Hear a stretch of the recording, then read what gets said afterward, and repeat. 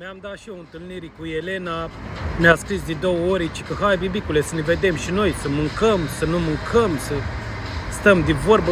Ce să vezi, mă, am venit aici și Elena mea nu mai vine, mă. E frumos, mă, Elena, să dai țacă la oameni. Nu mă așteptam la așa ceva din partea ta, sunt total dezamăgit.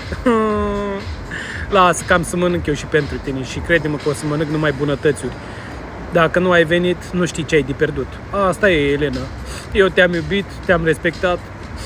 Tu mi-ai dat țacă. Ia uite, mă, Elena, mă, ce te aștepta, o ciorbiță de văcuță aici frumos, cu smântânică, cu ardei, un cinzano, așa, un aperitiv digestiv. Și suntem și lângă, cum îi zice, lângă Splaiul Independenței aici, bibica mea. Dimineața, bună dimineața, pășericile lui mama, corcodușile lui mama și iubitele lui mama. Ce faceți, zânile mele, v-ați trezit?